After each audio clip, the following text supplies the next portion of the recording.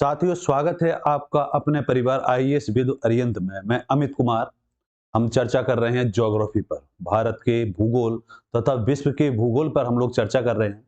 आपके लिए एक सीरीज चलाई जा रही है, आईएएस पीसीएस प्रीलिम्स पॉसिबल। मतलब आप कंफर्म हैं, आप एग्जाम निकाल सकते हैं का उम्मीद है आपको कि निकालेंगे।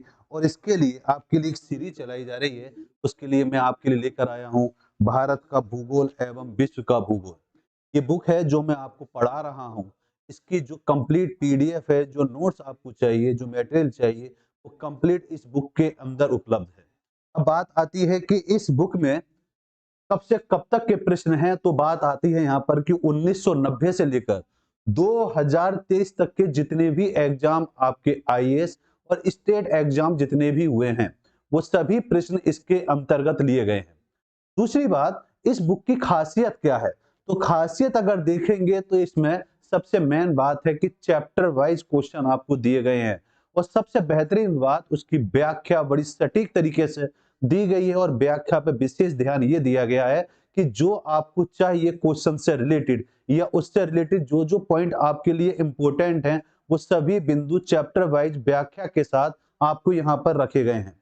दूसरी बात, 100% एरर कंप्लीट कोशिश की गई है कि कोई भी एरर इसके अंतर्गत ना रहे। दूसरा, टिपिकल क्वेश्चन, जो भी आपके लिए क्वेश्चन से रिलेटेड जो भी बिंदु बनते हैं, इंपॉर्टेंट पॉइंट जो जो बनते हैं, उनको विशेष तरीके से व्याख्या में उनकी व्याख्या की गई है। और सबसे इंपॉर्टेंट अब आपके लिए बात आती है कि इसमें 4500 क्वेश्चन दिए गए हैं। और वो भी विगत वर्ष के जितने भी क्वेश्चन आए हुए हैं, वो सभी के सभी प्रश्न इसके अंतर्गत आते हैं। अब बात आती है कि सर, क्या हमें सिर्फ भूगोल की ही बुक मिलेगी? नहीं, आपको इसके अंतर्गत भारतीय इतिहास, भारत का भूगोल एवं विश्व के भूगोल के लिए एक बुक, भारतीय राज्य व्यवस्था, भारतीय अर्थव्यवस्था और सामान्य विज्ञान की कंप्लीट सीरीज इसके अंतर्गत ली गई है। तो आप नजदीक के बुक सेलर पे जाकर अपनी श्रृंखला को शुरुआत कर सकते हैं, हमारे साथ जुड़ सकते हैं। और जो यहाँ आपको पढ़ाया जा रहा है वो कंप्लीट मटेरियल इस बुक के अंतर्गत उपलब्ध है। तो साथ साथ बुक भी पढ़ते चलिए और हमारी क्लास पर भी ध्यान दीजिए, ताकि जो चर्चा यहाँ आपके साथ की जा रही है क्वेश्चन से रिलेटेड, उस पर कोई अगर बिंदु है तो उस पर यहाँ पर उसके लिए विस्तार से चर्चा की जा रही है। तो चलिए शुरुआत करते हैं। आज हमारा टॉपिक है सौर मंडल। सौर मंडल पर आज हम चर्चा करेंगे। अब बात आती है कि सौर मंडल, जब बात सौर मंडल की जा रही है, तो सबसे इंपॉर्टेंट बात आती है कि सौर मंडल में सबसे इंपॉर्टेंट है आपका सूर्य। सूर्य को अगर आप देखेंगे तो सूर्य क्या है? भाई, सूर्य एक तारा है। सूर्य क्या है? एक तारा है। अब इस तारे की अगर हम बात करें तो सबसे पहला इंपॉर्टेंट बात आती है कि इसकी उम्र क्या है। नमस्कार बेटा, नमस्कार। ठीक, तो यहां पर सबसे पहले बात आती है इसकी आयु। तो इसकी आयु की अगर हम बात करेंगे तो 4.6 बिलियन, इतने वर्ष इसकी उम्र आकलन की गई है। लेकिन कहीं कहीं पर आपको 5 बिलियन भी मिलेगा। तो 5 बिलियन ऑप्शन आए या 4.6 बिलियन आए, बिल्कुल सटीक बात है। दूसरी बात, घूर्णन अक्ष पर देखेंगे तो पश्चिम से पूर्व की ओर ये घूमता है और 7 के कोण पर घूमता है। 7 के एंगल के तहत इसको घुमाया जाता है। दूसरी बात, घूर्णन अवधि की बात करें, यह बड़ी इंपॉर्टेंट बात है कि घूर्णन अवधि क्या है। घूर्णन अवधि को अगर देखेंगे तो 25.3 दिन। ये 25.38 दिन जो है, ये भूमध्य रेखा के सापेक्ष है। जबकि ध्रुवों के सापेक्ष अगर इसको देखेंगे तो ध्रुवों के सापेक्ष 33 दिन इसके अंतर्गत आते हैं। सबसे इंपॉर्टेंट बात जो आपके एग्जाम से रिलेटेड है, वो बात आती है यहां पर इस डिस्टेंस को लेकर आपसे डायरेक्ट क्वेश्चन पूछा जाता है। डिस्टेंस को लेकर क्या क्वेश्चन बनेगा, आइए इस पर विस्तार से चर्चा करते हैं। जैसे पृथ्वी की न्यूनतम दूरी जिसको हम उपस्तोर बोलते हैं, और पृथ्वी की अधिकतम दूरी जिसको अपसोर बोलते हैं। बात आती है सर, ये उपसोर अपसोर क्या होता है? उपसोर अपसोर को जरा समझने की जरूरत है, इसको ध्यान से समझेंगे। उपसोर अपसोर क्या है, मान लेते हैं कि भाई सन अपनी जगह है और इसके चारों ओर अगर हम देखें तो सभी ग्रह इसके चारों ओर चक्कर लगाते हैं। तो सभी ग्रह जब इसके चारों ओर चक्कर लगाएंगे, उसमें हम एक ग्रह ले लेते हैं अपना पृथ्वी। पृथ्वी को अगर हम लेते हैं तो पृथ्वी इसके चारों ओर चक्कर लगा रही है। अब दो कंडीशन बनेगी। जब पृथ्वी जब सूर्य के चारों ओर चक्कर लगाएगी तो डिस्टेंस हर जगह तो इक्वल होगी नहीं। हम दो बिंदु ले लेते हैं पृथ्वी के लिए, एक बिंदु ये लिया और एक बिंदु हमने यहां ले लिया। ये हम दूरी ले लेते हैं अधिकतम दूरी, और ये दूरी ले लेते हैं हम कम से कम दूरी। अधिक से अधिक दूरी जो होती है वो दूरी यहां लिखी है आपकी 15.21 करोड़ किलोमीटर। तो पृथ्वी की अधिकतम दूरी जो है पृथ्वी और सूर्य के बीच की वो 15.21 करोड़ किलोमीटर के आसपास है। इस घटना को एक नाम दिया जाता है जिसको हम अपसोर बोलते हैं। अब यह बात आती है सर, पृथ्वी पर अपसोर की घटना कब घटती है? वो कौन सी तारीख है जिस दिन सूर्य और पृथ्वी के बीच की डिस्टेंस सबसे ज्यादा होती है? तो वह घटना घटती है आपकी 4 जुलाई के दिन, कि 4 जुलाई के दिन पृथ्वी और सूर्य के बीच की जो अधिकतम दूरी होती है वो आपकी 4 जुलाई को होती है, और वह दूरी कितनी है? 15.21 करोड़ किलोमीटर। अब बात आती है सर, ठीक है, अब बात आती है कि 14.70 करोड़ जो कम से कम दूरी है जिसको आपने नाम दिया 14.7 करोड़ किलोमीटर है, जिसको हम उपसौर बोलते हैं, यह घटना कब घटती है? इस घटना की अगर हम बात करेंगे तो ये वाली घटना जो घटती है ये आपकी 3 जनवरी के दिन घटती है। 3 जनवरी को सूर्य पृथ्वी के बिल्कुल नजदीक होता है, जबकि 4 जुलाई को अधिकतम दूरी पर होता है। अब आपके मन में प्रश्न उठ रहा होगा, ऐसा क्या है भाई 3 जनवरी को तो भाई हमारे यहां ठंड पड़ती है, और जब भी एक कॉन्सेप्ट समझने की जरूरत है, भाई आग के पास अगर हम बैठेंगे तो गर्मी लगनी चाहिए। सूर्य पृथ्वी के बिल्कुल नजदीक है, अगर ये बिल्कुल नजदीक है तो इसका मतलब कि गर्मी होनी चाहिए। लेकिन हो क्या रहा है कि ये डिस्टेंस कम होने के बावजूद भी हमारे यहां ठंड पड़ रही है। अब आपकी जुलाई आने वाली है, जुलाई में तो भाई गर्मी पड़ती है, और यहां आप ये कह रहे हैं कि 4 जुलाई को पृथ्वी और सूर्य के बीच की दूरी अधिकतम होगी, अधिकतम होगी तो ठंड पड़नी चाहिए। चलिए इस बात को भी समझने की जरूरत है कि ऐसा क्या होता है कि इस तारीख को ठंड पड़नी चाहिए लेकिन पड़ती गर्मी है, और इस तारीख को गर्मी पड़नी चाहिए और पड़ती ठंड है। इस बात को जरा समझते हैं। देखिए बात को जरा समझने की कोशिश करेंगे कि बात है क्या।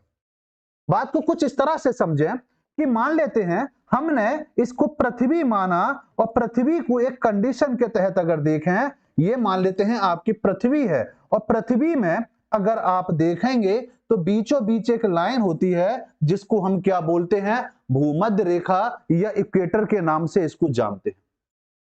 इसके ऊपर एक रेखा और होती है जिसको कर्क रेखा कहते हैं, ऊपर अंटार्कटिक रेखा, मकर रेखा और आर्कटिक रेखा, ये सभी रेखाएं हैं। अब जरा समझना, दो डेट याद रखेंगे, एक होती है 23 मार्च, 21 मार्च और आपका 23 सितंबर। 21 मार्च के बाद सूर्य जो होता है, 21 मार्च के बाद सूर्य उत्तरायण हो जाता है। जब उत्तरायण होगा तो कंफर्म है पृथ्वी, इंडिया कहां? इंडिया इस जगह है। और 23 सितंबर के बाद सूरज दक्षिणायन हो जाता है। जब दक्षिणायन होगा तो सूर्य का एक हिस्सा तो पृथ्वी की तरफ ही रहेगा, चाहे उत्तरायण हो चाहे दक्षिणायन हो। तो जब ये वाला हिस्सा सूर्य की तरफ हो जाता है तो 21 मार्च की अगर हम बात करें तो 21 मार्च कब आता है? जनवरी के बाद आएगा। जब जनवरी के बाद आएगा तो सूर्य का प्रकाश इस हिस्से पर पड़ेगा जिसको नॉर्थ पोल बोलते हैं, तो इस हिस्से पर गर्मी पड़ रही होती है उस समय, और इस हिस्से पर ठंडी पड़ रही होती है।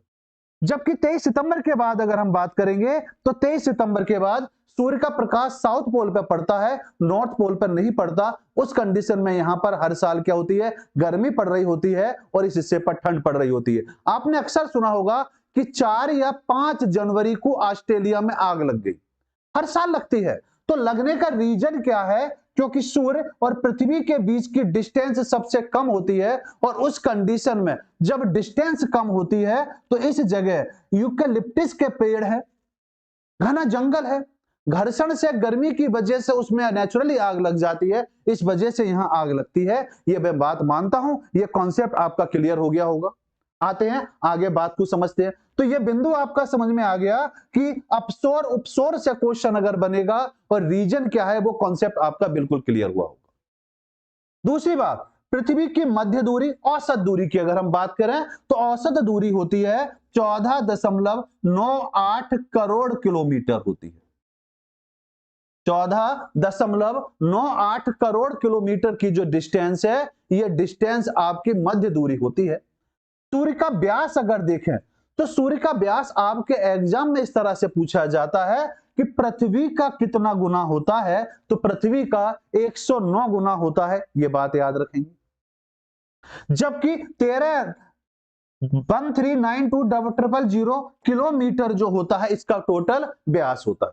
सूर्य के आयतन की बात करें तो पृथ्वी का 13 लाख गुना इसका आयतन होता है, जबकि सूर्य की त्रिज्या की बात करें तो 696510 किलोमीटर जो होती है इसकी यहां पर त्रिज्या होती है। ये आंकड़े जरूर याद रखेंगे। सूर्य की किरण प्रकाश की गति की चाल की बात करें तो यहां चाल की अगर हम बात करें तो 3 लाख किलोमीटर पर सेकेंड होती है, लेकिन अगर इसको फिजिकली तौर पर देखा जाए, फिजिक्स के अकॉर्डिंग लिखा जाए तो 3 गुणा 10⁸ मीटर पर सेकंड जो होती है प्रकाश की चाल होती है। हम ये कह सकते हैं सूर्य के प्रकाश की यहां पर यह चाल होती है। सूर्य के केंद्र का तापमान जो होता है 15 मिलियन होता है।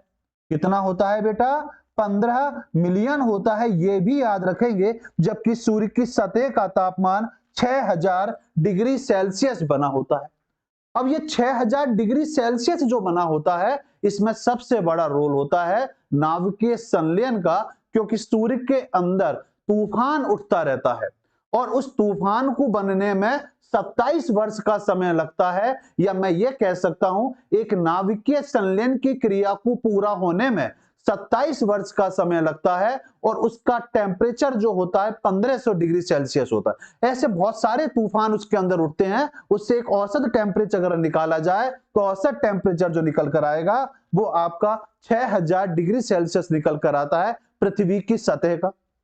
जबकि पृथ्वी का प्रकाश पृथ्वी पर सूर्य के प्रकाश को पहुंचने में लगभग 8 मिनट का समय लिखा जाता है।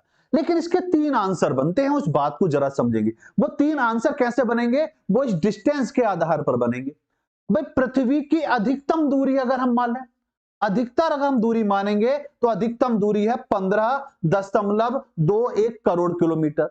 अगर इस दूरी से हम सूर्य के प्रकाश को पृथ्वी तक आने का आकलन करेंगे तो हम ये कहेंगे कि 8 मिनट लगभग 20 सेकंड का समय लगेगा। जबकि औसत दूरी की अगर हम बात करेंगे, मध्य दूरी की बात अगर इससे आकलन करेंगे तो 8 मिनट लगभग 18 सेकंड का समय लगेगा। जबकि अगर हम कम से कम दूरी की बात करेंगे तो 8 मिनट 16 सेकंड का समय लगेगा। इतना समय लगता है सूर्य के प्रकाश को पृथ्वी तक आने पर। वो डिपेंड करेगा कि उस समय पृथ्वी का प्रकाश, जब सूर्य का प्रकाश पृथ्वी पर आ रहा है उस दौर पर डिस्टेंस कितनी है उसके।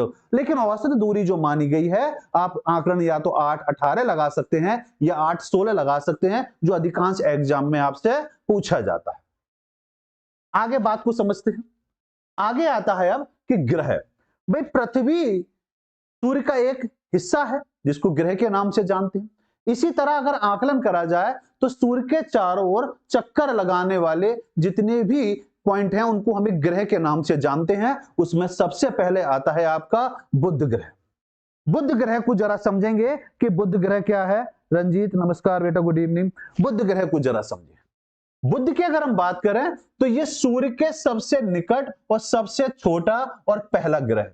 तीनों बात एक लाइन में बिल्कुल स्पष्ट हो रही है कि यह सूर्य के सबसे निकट का ग्रह है, सूर्य का सबसे पहला ग्रह है, और सबसे छोटे ग्रहों में इसको काउंट करेंगे। इसका सर्वाधिक तापमान जो होता है 6000 डिग्री सेल्सियस होता है, और वायुमंडल रहित ग्रह है, मतलब यहां पर वायुमंडल बिल्कुल नहीं पाया जाता। दूसरी बात, अगर हम बात करें इसके उपग्रह की, अगर उपग्रह की बात करेंगे तो यहां पर कोई भी उपग्रह नहीं है क्योंकि सूर्य के बिल्कुल नजदीक है।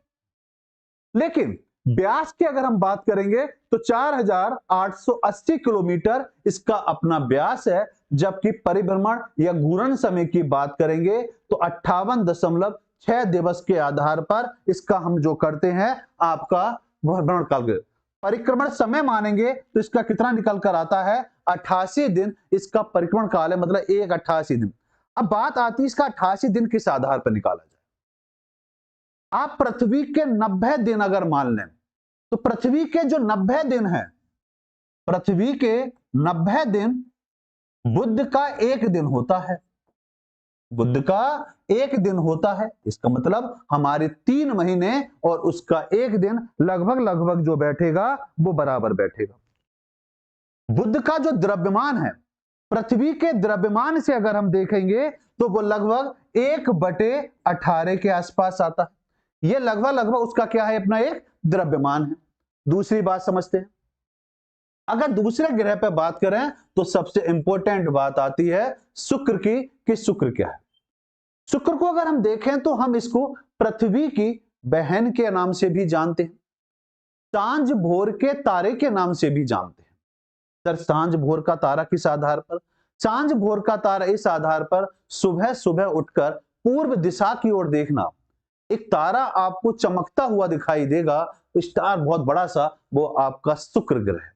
चलिए कहते हैं सर हम तो सुबह उठ ही नहीं पाते जल्दी, तो कोई बात नहीं, शाम को देखना पश्चिम दिशा में एक तारा बड़ा सा चमकता हुआ दिखाई देगा, जिसको हम क्या कहेंगे शुक्र ग्रह के नाम से जानते हैं। दूसरी बात, ये पृथ्वी के सबसे निकट है, निकट है तभी तो हम इसे खुली आंखों से देख पाते हैं। दूसरा, सबसे चमकीला तथा सबसे गर्म ग्रह है। अब बात आती है कि ये गर्म ग्रह क्यों है? गर्म ग्रह इसलिए है क्योंकि इसमें CO2 की मात्रा सबसे ज्यादा है, गैसों का भर है, CO2 की मात्रा इसमें पर्याप्त मात्रा में पाई जाती है, इसलिए ये गर्म ग्रह के घनत्व, आकार और व्यास में पृथ्वी के समान है, इसीलिए हमने इसको पृथ्वी की बहन के नाम से इसको संबोधित किया। उपनाम करें तो पृथ्वी की जुड़वा बहन कह सकते हैं, बिल्कुल अभी बोला। भोर का तारा तथा सांझ के तारे के नाम से जाना जाता है, यह बात भी बिल्कुल क्लियर हो रही है कि अभी अभी इसकी आपके साथ चर्चा की गई थी। दूसरी बात, कार्बन डाइऑक्साइड गैस अधिक संकेंद्रण है, बिल्कुल अभी बताया कि कार्बन डाइऑक्साइड की मात्रा अधिक होने की वजह से इसको गर्म ग्रह के नाम से जाना जाता है। गैलन अंतरिक्ष यान भेजा गया था यहां पर, अन्य ग्रहों के विपरीत दक्षिणावर्त घूमता है, मतलब पूर्व से पश्चिम की ओर चक्कर लगाता है। जबकि उपग्रहों की बात करेंगे तो इसका कोई उपग्रह नहीं है, जबकि व्यास अगर हम बात करें तो 12,104 किलोमीटर इसका व्यास है, जबकि परिभ्रमण समय जो है 243 घंटे और परिक्रमण समय जो निकल कर आता है वो 225 दिवस के तौर पर निकल कर आता है। मैं मानता हूं यहां तक बात आपको बिल्कुल क्लियर होगी। आइए अगले ग्रह पर आते हैं, आपका अपना ग्रह जिसको हम पृथ्वी के नाम से संबोधित करते हैं। पृथ्वी को अगर हम देखें तो यह आकार में 5वां है, जबकि दूरी के क्रम में 3रा है। दूरी के क्रम, सूर्य से दूरी के क्रम। इसे नीला ग्रह कहा जाता है। नीला क्यों कहा जाता है? क्योंकि यहां पर जल की मात्रा अधिक है, और जल की मात्रा कितनी है? 71% भाग जो है यहां पर जल की मात्रा अधिक पाई जाती। मानव जीवन विद्यमान है, यहीं पर मानव जीवन विद्यमान है, और ग्रह पर मानव जीवन विद्यमान नहीं है। कोशिश की जा रही है कि मंगल ग्रह पर मानव को बसाया जाए, कोशिश की जा रही है कि चंद्रमा पर मानव को बसाया जाए, लेकिन वर्तमान में देखें तो मानव जीवन की जो संभावना सबसे ज्यादा बन रही है वो वर्तमान में पृथ्वी पर ही बन रही है। जबकि ग्रीन प्लेटिनम के नाम से भी इसको जाना जाता है, बिल्कुल क्लियर है। शुक्र और मंगल ग्रह के मध्य अवस्थित है, बिल्कुल शुक्र और मंगल ग्रह के बिल्कुल सेंटर मध्य में है, इसलिए इसको इस नाम से भी जाना जाता है। इसका उपग्रह क्या है भाई? उपग्रह एक है जो आपका चंद्रमा है, जहां पर जीवन की संभावना के बारे में सरकार ने अभी लॉन्च किया था चंद्रयान। विषुवत व्यास की अगर हम बात करें तो इसका व्यास 12,756 किलोमीटर है, जबकि ध्रुवीय व्यास की बात करेंगे 13,714 किलोमीटर, और परिभ्रमण समय जो है इसका 24 घंटे के आसपास है, जबकि परिक्रमण समय जो निकल कर आता है 365.26 दिवस के नाम से जाना जाता है। सबसे इंपॉर्टेंट बात कि रंगक, ये क्या है? सूर्य से दूरी के क्रम में चौथा तथा आकार में सातवां ग्रह है और सूर्य से दूरी 22.79 करोड़ किलोमीटर है। परिक्रमण समय जो है 687 दिन है। प्रमुख उपग्रह जो है इसके फोकस और डीमोस हैं और व्यास इसका 6800 किलोमीटर है। मैं मानता हूं यहां तक कोई भी डाउट नहीं होगा, बिल्कुल क्लियर होगा। दूसरी बात आती है, अब आता है आपका कि सूर्य के दूरी के क्रम में चौथा, इसकी हम बात कर चुके हैं। अगला आता है बृहस्पति, कि बृहस्पति क्या है। बृहस्पति की बात करें तो ये एक तरीके से हम इसको एक तारा भी कह सकते हैं, क्योंकि तारे और ग्रह में अंतर क्या होता है पहले यह समझें। भाई तारे का अपना प्रकाश होता है, जबकि ग्रहों का अपना प्रकाश नहीं होता, लेकिन इसका अपना खुद का प्रकाश है। तो इसको हम ग्रह और तारे दोनों ही कैटेगरी में रख सकते हैं। दूसरा, ग्रहों के आकार पर देखें तो ये सबसे बड़ा निकल कर आता है। तो सौर मंडल का सबसे बड़ा ग्रह और सर्वाधिक गुरुत्वाकर्षण वाला ग्रह, सूर्य के द्रव्यमान का 1000वां भाग है। उपनाम लघु सौर रत्न, तारा सदृश ग्रह, बिल्कुल मैंने बता चुका हूं कि ये तारे की कैटेगरी में भी इसको रखा जाता है। जबकि मास्टर ऑफ गॉड्स, बृहस्पति ग्रह सबसे बड़ा उपग्रह है। इसका उपग्रह गैनीमीड है, जो सौर मंडल का भी सबसे बड़े उपग्रह के नाम से जाना जाता है।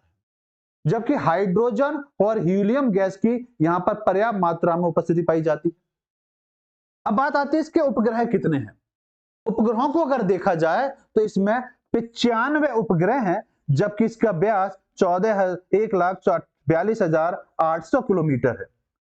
परिभ्रमण समय जो निकल कर आएगा वो लगभग 10 घंटे है और परिक्रमण समय जो निकल कर आता है 11.9 वर्ष है। इतने समय में ये पूरा एक चक्कर लगाता है। दूसरी बात, अगला है आपका शनि ग्रह। शनि ग्रह को जरा समझें तो यह सौर मंडल का दूसरा सबसे बड़ा ग्रह। सबसे बड़ा ग्रह कौन सा हो गया? बृहस्पति। जबकि दूसरे नंबर पर अगर हम देखेंगे तो आपका कौन सा आएगा? शनि आएगा। चारों ओर वलयों की उपलब्धता है। वलय मतलब ये ग्रह है, इसके चारों तरफ छल्ले पाए जाते हैं, ये वलयों की संख्या अधिक पाई जाती है। दूसरी बात हम करें, सबसे कम घनत्व वाला ग्रह है और पीले रंग वाला ग्रह है। अगर इसके उपनाम की बात करें तो उपनाम अगर हम देखेंगे तो उपनाम जो इसके निकल कर आते हैं वो बृहस्पति का पिता है, लाल दानव, गैसों का गोला और गैलेक्सी समान ग्रह के नाम से भी इसको जाना जाता है। जबकि सबसे बड़ा उपग्रह इसका क्या है? टाइटन है। मीथेन, हाइड्रोजन, हीलियम आदि गैसों की यहां पर मात्रा पाई जाती है, उपस्थिति पाई जाती है। अगर हम बात करें इसके उपग्रहों की तो इसके उपग्रह लगभग 145 के आसपास है, जबकि व्यास इसका 12,0536 किलोमीटर के आसपास है। परिभ्रमण समय जो है 10.4 घंटा और जबकि परिक्रमण व्यास जो निकल कर आता है 29.5 वर्ष के आधार पर निकल कर आता है। आगे अगर हम देखें तो अगला ग्रह आता है आपका अरुण। अरुण की अगर हम बात करें तो यहां पर मीथेन की अधिकता के कारण हरा रंग वाला ग्रह है। तो क्वेश्चन पूछा जाता है कि हरे रंग वाला ग्रह कौन सा है? अरुण है। किसकी अधिकता के कारण? मीथेन की अधिकता के कारण इसको इस नाम से जाना जाता है। जबकि वायुमंडल में मीथेन, हाइड्रोजन, हीलियम की अधिकता इसके अंतर्गत पाई जाती है और शुक्र की भांति यह भी पूर्व से पश्चिम दिशा में भ्रमण करता है।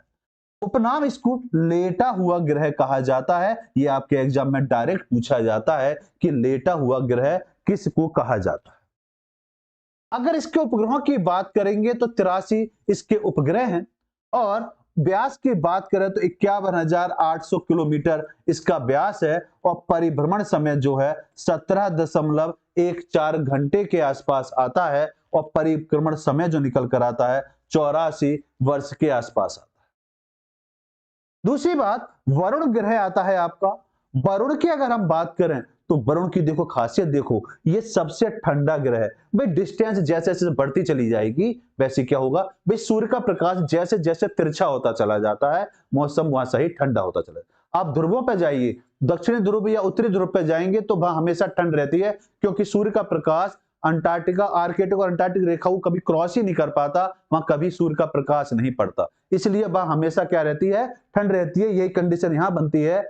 अरुण वरुण के आकार और द्रव्यमान एवं आंतरिक संरचना के समानता के कारण दोनों 8 जुड़वा ग्रहों के नाम के तौर समुद्र उपदेवता के नाम से भी इसको जाना जाता है। जबकि उपग्रह अगर देखें तो इसके 14 उपग्रह हैं, जबकि व्यास 49,424 किलोमीटर है, जबकि परिभ्रमण समय जो है आपका 16.7 घंटे और इसका परिक्रमण समय जो निकल कर आता है 164.8 वर्ष के आधार पर आता है।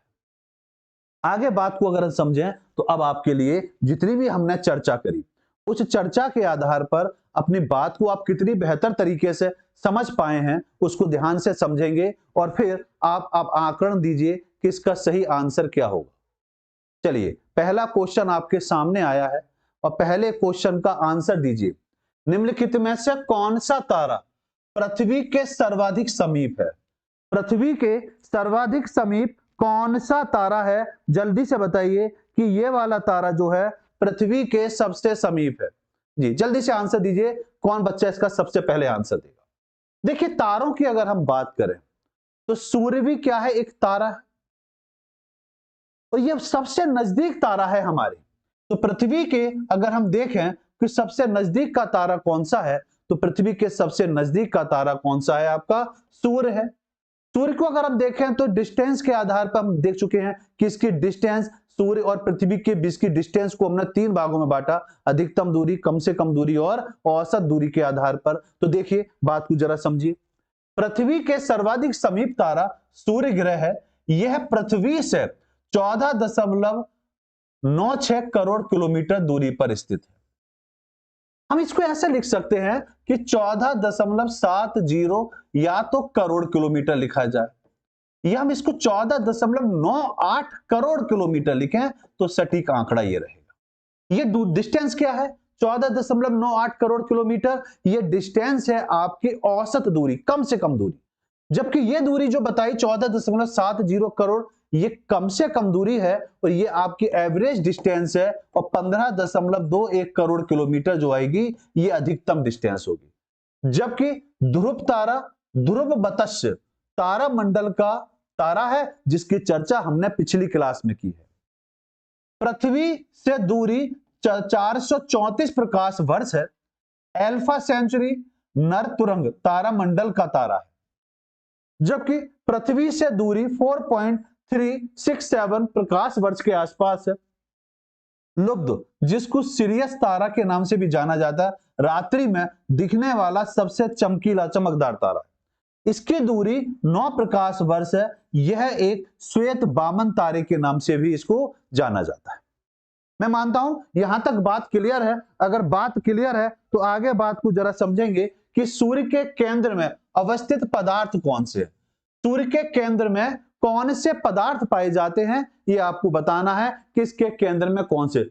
ठोस, द्रव्य, गैसीय अवस्थाओं में, केवल द्रव्य अवस्थाओं में, केवल गैसीय अवस्थाओं में, द्रव और गैस दोनों ही अवस्थाओं में।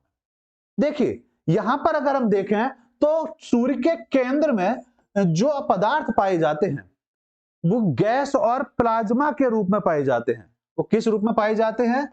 वो गैस और प्लाज्मा के रूप में पाए जाते हैं। इस बात को ध्यान से समझेंगे क्योंकि यहां पर शायद प्रिंट में मिस्टेक है। तो यहां पर सटीक आंसर जो होगा गैस और प्लाज्मा के रूप में सूर्य के केंद्र में अवस्थित पदार्थ पाए जाते हैं। सूर्य के केंद्र की अगर हम बात करेंगे तो सूर्य के केंद्र में हीलियम पाई जाती है, जबकि इसके सतह की अगर हम बात करेंगे हाइड्रोजन गैस पाई जाती है। इनके बीच में एक संरचना पाई जाती है, एक एक्टिविटी होती है जिसको नाभिकीय संलयन के नाम से हम संबोधित करते हैं। दूसरी बात को जरा समझिए, देखिए यहां स्पष्ट है सूर्य के केंद्र में अवस्थित पदार्थों के संबंध में कोई भी तापमान जो 15 मिलियन के आसपास होता है गैस और प्लाज्मा के रूप में मिलते हैं। ब्रह्मांड में उपस्थित अधिकांश तारों में पाए जाने वाला पदार्थ प्राय इसी अवस्था में रहता है। सूर्य में उपलब्ध पदार्थ का लगभग संपूर्ण भाग इसी अवस्था में रहता है। तो प्लाज्मा पदार्थ की ठोस, द्रव्य, गैस के अतिरिक्त चौथी अवस्था है। ये बात इंपॉर्टेंट है। चलिए अगले प्रश्न का आंसर दीजिए। क्वेश्चन नंबर डालकर जवाब देंगे कि क्वेश्चन नंबर 3 का आंसर क्या है कि सूर्य का आकार पृथ्वी से कितना गुना बड़ा है। मध्य प्रदेश पीसीएस प्री 2015 का क्वेश्चन है। देखते हैं कि सबसे पहले कौन सा बच्चा इसका आंसर देगा कि सर इसका आंसर तो देखिए मुझे पता है क्योंकि मैं शुरू से क्लास कर रहा हूं और मेरा आंकड़न बिल्कुल सही होगा। देखते हैं सही आंसर क्या होता है। दीप सिंह, वेरी गुड बेटा, सभी लोग आंसर देंगे। प्रमोद आंसर दीजिए, वीडियो को लाइक और शेयर भी करते चलेंगे अधिक से अधिक। देखिए सूर्य के आकार पृथ्वी के आकार से कितने गुना बड़ा है, तो यहां पर अभी अभी आपके साथ चर्चा करी थी 109 गुना बड़ा है। कितना गुना बड़ा है? 109 गुना बड़ा है। बिल्कुल दीप सिंह का आंसर बिल्कुल, बहुत बढ़िया बेटा, वेरी गुड। ठीक, तो इसका आंसर कितना हुआ? 109 गुना। भाई सूर्य का आकार पृथ्वी से 109 गुना बड़ा है, जबकि सूर्य का व्यास लगभग 1392000 किलोमीटर है, जबकि पृथ्वी का व्यास इतने किलोमीटर। इस तरह सूर्य का आकार पृथ्वी से अगर गुना देखेंगे तो 109 गुना बड़ा इसके तहत आता है। जी बिल्कुल 109 गुना, बहुत बढ़िया बेटा। चलिए अगले प्रश्न पर आते हैं। सूर्य की ऊर्जा उत्पन्न होती है, सूर्य के अंदर जो ऊर्जा उत्पन्न होती है वो किसके आधार पर होती है? जरा बताइए, किस आधार पर सूर्य के अंदर ऊर्जा का उत्पादन होता है? आयनन द्वारा, नाभिकीय संलयन के द्वारा, नाभिकीय विखंडन के द्वारा, या ऑक्सीजन के द्वारा? यूपीपीसीएस प्री 2006 का क्वेश्चन ये आपसे पूछा जा रहा है। जल्दी से बताएंगे कि इसका सही आंसर क्या होगा।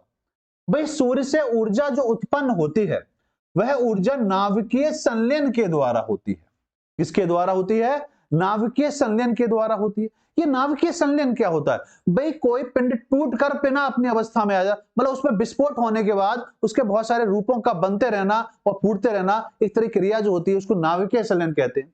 भाई इसमें होता क्या है? इसमें हाइड्रोजन हीलियम में कन्वर्ट होने लगती है और इस तरह की प्रोसेस चलता रहता है। और जब इसमें पूर्ण रूप से हीलियम की मात्रा बढ़ जाती है तो यहाँ पर नाभिक श्वेत वानव के नाम से उस तारे को जाना जाता है, जिसमें उसकी मृत्यु हो जाती है। नाभिकीय संलयन, बिल्कुल सटीक आंसर। देखो सूर्य की ऊर्जा नाभिकीय संलयन द्वारा उत्पन्न होती है। तारों से मुक्त होने वाली ऊर्जा ऊष्मा और प्रकाश के कारण नाभिकीय संलयन अभिक्रिया होती है। तारों में 1 से 1.5 करोड़ डिग्री सेल्सियस तापमान पर हाइड्रोजन के परमाणु आपस में संयलित होकर हीलियम का निर्माण करते हैं। ये बात समझ में आ गई कि हाइड्रोजन हीलियम में कन्वर्ट होने लगती है और इस तरह सूर्य में ऊर्जा संलयन की प्रक्रिया हाइड्रोजन गैस के हीलियम में परिवर्तित होने से उत्पन्न होती रहती है। तो इसका सही आंसर हुआ आपका नाभिकीय संलयन। बहुत बढ़िया बेटा, वेरी गुड। चलिए अगले प्रश्न पर आते हैं। अगला प्रश्न कह रहा है कि सूर्य का प्रभा मंडल प्रकाश के अपवर्तन से उत्पन्न होता है। आईएस प्री 2002 में पूछा हुआ प्रश्न है ये आपका। ऑप्शन है आपके स्तरीय मेघों के जल बाष्प में, पच्छाव कपासी मेघों के हिम विस्फोटकों में, पक्षाव मेघों के हिम विस्फोटकों में, या स्तरीय मेघों के धूल कणों में। जल्दी से आंसर देंगे कि इसका सही और सटीक आंसर क्या होगा। क्वेश्चन नंबर 5 का आंसर दीजिए कि 5 का सही और सटीक आंसर क्या होगा। वीडियो को लाइक और शेयर भी करते चलेंगे। अगर आपको यह पीडीएफ चाहिए तो मैं पुनः आपको बता दूं कि इसके लिए आप अपने नजदीक के बुक स्टोर पर जाकर ये जो बुक है आपकी भूगोल भारत एवं विश्व का भूगोल, ये कंप्लीट मटेरियल जो आपको मैं पढ़ा रहा हूं, ये कंप्लीट मटेरियल इसके अंदर आपको मिलेगा। आप इस बुक को परचेज कर इसके साथ साथ क्लास करेंगे तो और बेहतर कॉन्सेप्ट आपके क्लियर होंगे। तो जल्दी से बताइए कि इसका सही आंसर क्या होगा। तो सही आंसर होगा पक्षाप मेघों के हिम विस्फोटकों में। इसका सटीक आंसर जो बनेगा वो आपका सी बनेगा। जी बिल्कुल सही आंसर इसका सी बनेगा। जरा समझ लो, सूर्य का प्रभा मंडल पक्षाप मेघों में हिम विस्फोटकों में प्रकाश के अपवर्तन से उत्पन्न होता है। यह होता क्या है? यह घटना अत्यधिक ऊंचाई पर घटित होती है। यह प्रकाश से संबंधित वायुमंडलीय घटना है। इसके अंतर्गत सूर्य अथवा चंद्रमा के इर्द गिर्द एक अस्थायी प्रकाशीय घेरा एक संरचना बनती है, वलय बनता है और दृष्टिगोचर होता है। इसे हैलो या एंटीहीलिया के नाम से भी जाना जाता है। तो इसका सही आंसर जो बनेगा आपका सी बनेगा। बिल्कुल बी नहीं बेटा, इसका आंसर क्या है? इसका सही आंसर होगा आपका सी। चलिए अगले प्रश्न पर आते हैं। हमारे सौर परिवार के संदर्भ में निम्नलिखित में से कौन सा कथन सही है? एग्जाम में ध्यान देंगे कि कॉन्सेप्ट में एक शब्द लिखा हुआ आता है नहीं, नहीं पे विशेष ध्यान देंगे। और ये तैयारी कैसे हो पाएगी? नहीं शब्द एग्जाम में नहीं दिखाई देता, यहाँ तो साफ साफ पूछ रहा है कौन सा सही है। तो प्रैक्टिस करने के लिए बुक का हाथ में होना बहुत जरूरी है। तो जल्दी से बताइए, आईएएस प्री 2002 का प्रश्न ये आपसे पूछा जा रहा है, तो जल्दी से बताएंगे कि इसका सही और सटीक आंसर क्या होगा। ऑप्शन है आपके सामने, हमारे सौर परिवार के सभी ग्रहों में पृथ्वी सघनतम है। पृथ्वी के सघनतम में मुख्य तत्व सिलिकॉन पाया जाता है। सूर्य और सौर परिवार के द्रव्यमान का 75% अंतर्विष्ट है। यह सूर्य का व्यास पृथ्वी के व्यास का 109 गुना है। तो यहां आपसे सिर्फ इतना पूछा जा रहा है, कौन सा स्टेटमेंट यहां पर सही है। जल्दी से बताएंगे कि ये वाला स्टेटमेंट बिल्कुल सही है। फटाफट आंसर देंगे कि इसका सही और सटीक आंसर क्या होगा। तो यहां पर अगर हम बात करें तो देखिए, सूर्य का व्यास पृथ्वी के व्यास का 190 गुना नहीं होता। कितना गुना है? 109 गुना है। तो पहली बात, यह स्टेटमेंट तो गलत हो गया। दूसरा, सूर्य में सौर परिवार का द्रव्यमान 75% अवस्थित है। 75% अवस्थित नहीं है, लगभग 98 के आसपास है। पृथ्वी के संगठन में मुख्य तत्व सिलिकॉन है, यह भी गलत है। तो सही आंसर क्या होगा? हमारे सौर परिवार के सभी ग्रहों में पृथ्वी क्या है? सघनतम है। इसका सही आंसर होगा आपका ए। जरा समझ लिए, हमारे सौर परिवार के संदर्भ में कथन ए सही है, बिल्कुल बात क्लियर है। इस परिवार के सभी ग्रहों में पृथ्वी कैसी है? सघनतम है। और इसका घनत्व कितना है, यह बात इंपॉर्टेंट है। 5.5 ग्राम मीटर प्रति क्यू है। अन्य ग्रहों का घनत्व ग्राम सेंटीमीटर में इस प्रकार है। इस आंकड़न को याद रखेंगे, जैसे बुध का है 5.4, लेकिन ये याद रखेंगे ग्राम मीटर पर क्यू में है, जबकि सभी का जो घनत्व दिया हुआ है ग्राम पर सेंटीमीटर में है। इस बात को ध्यान से समझेंगे। शुक्र का कितना है? 5.2, मंगल का है 3.9, बृहस्पति का है 1.3, शनि का है 0.6, जबकि अरुण का जो आता है 1.2 है, जबकि अरुण का और वरुण का है 1.6। इन सभी ग्रहों में शनि का घनत्व सबसे कम है। एक बात और निकल कर आती है यहां पर। जबकि अगर हम बात करें आगे कि कथन बी और सी का सही स्टेटमेंट क्या होगा, पृथ्वी के सघन में अगर हम बात करें तो मुख्य तत्व क्या पाया गया है? लोहा पाया जाता है, जो 32.07% है। लेकिन पृथ्वी की सतह पर सबसे ऊपरी सतह पर अगर हम देखें तो पृथ्वी के ऊपरी सतह पर सबसे ज्यादा एल्यूमिनियम है, जबकि पृथ्वी के सेंटर में अगर हम बात करेंगे लोहे की मात्रा अधिक पाई जाती है। जबकि इसमें ऑक्सीजन 30.12% है, सिलिकॉन 15.12% है। दूसरे, जबकि वो कौन से स्थान पर है? दूसरे स्थान पर आती है, पहले स्थान पर नहीं। सूर्य में सौर परिवार के द्रव्यमान का लगभग 99.8% भाग अंतर्विष्ट है। और सूर्य का व्यास पृथ्वी के व्यास का कितना है? 109 गुना है। देखिए व्याख्या का कितना महत्व होता है। क्वेश्चन एक आपसे पूछा गया, लेकिन व्याख्या से हमने क्या करा? बहुत सारे कॉन्सेप्ट हमारे क्लियर होते हैं। अगले प्रश्न पर आते हैं। सूर्य और पृथ्वी के बीच की औसत दूरी कितनी है? आईएएस प्री 1997 का प्रश्न है। तो जल्दी से बताइए कि इनमें आपसे ये पूछा जा रहा है कि औसत दूरी कितनी है। तो औसत दूरी क्या होगी, जरा बताएं। 70 गुणा 10 की घात 5 किलोमीटर, 100 गुणा 10 की घात 5 किलोमीटर, 110 गुणा 10 की घात 6 किलोमीटर, या 150 गुणा 10 की घात 6 किलोमीटर। जल्दी से बताइए कि इसका सही और सटीक आंसर क्या बनेगा। दीप सिंह जल्दी से बताएं बेटा, इसका सही और सटीक आंसर ये रहेगा। क्वेश्चन नंबर आपके सामने 7। देखिए, सूर्य और पृथ्वी के बीच की औसत दूरी की अगर हम बात करें तो औसत दूरी लगभग जो निकल कर आई थी वो 14.98 करोड़ किलोमीटर के आसपास आई थी। ये आंकड़े हमें याद है। अब इस आंकड़ों के आधार पर देखें तो 14.98, तो ये लगभग 15 के आसपास बैठ रहा है। 150 के आसपास बैठेगा, 150 गुणा 10 की घात 6। तो ये इसका सही आंसर जो बैठेगा वो आपका बैठेगा डी होगा इसका बिल्कुल सही आंसर। जरा समझ लीजिए कि है क्या। सूर्य और पृथ्वी के बीच की औसत दूरी 150 गुणा 10 की घात 6 किलोमीटर है, क्योंकि हमने करोड़ किलोमीटर में उसको लिखा था, इसको 14.98 था, तो 14.98 को हमने 15 के 150 किलोमीटर के अकॉर्डिंग 10⁶ में कन्वर्ट कर दिया। पृथ्वी जो है पश्चिम से पूर्व की ओर घूमती है और हमारी पृथ्वी एक गोले जैसी है जो उत्तर से दक्षिण में अर्थात ध्रुवों पर थोड़ी सी चपटी हुई है। नेक्स्ट प्रश्न आता है आपसे, सौर मंडल में ग्रहों की संख्या क्या है? यूपीपीसीएस प्री 1992 का क्वेश्चन है। तो जल्दी से बताइए कि ग्रहों की संख्या कितनी है, जल्दी से बताएं। तो यहां पर अगर हम बात करें ग्रहों की संख्या, अगर हम देखेंगे तो ग्रहों की संख्या कितनी है? 8 है। ग्रहों की संख्या कितनी है? 8 ग्रहों की संख्या। ग्रहों की संख्या की बात करें तो 2006 में एक सम्मेलन हुआ था जहां पर यह परिभाषित किया गया कि ग्रह किसे कहा जाए। उसमें ग्रहों को यह सिद्ध करा गया कि ग्रह उसे कहा जाएगा जो सिर्फ अपनी क्लास में चक्कर लगाए, लेकिन अगर क्लास का चक्कर लगाते समय अगर अदर किसी क्लास में आ जाएगा तो उसको ग्रह की कैटेगरी में नहीं रखा जाएगा, उसको बौने ग्रह की कैटेगरी में रखा जाएगा। तो इस आधार पर जो लास्ट वाला ग्रह था उसको काटकर उसको बौने ग्रह की कैटेगरी में डाल दिया और ग्रहों की संख्या जो रह गई वो अब कितनी रह गई? आपकी 8 रह गई। जरा समझ लीजिए 14 से 25 अगस्त 2006 को अंतरराष्ट्रीय खगोलीय संघ IAU की एक 26वीं बैठक में प्लूटो को ग्रहों की श्रेणी से हटा दिया गया और ग्रहों की संख्या कितनी कर दी? 8 आपके ग्रहों की संख्या है।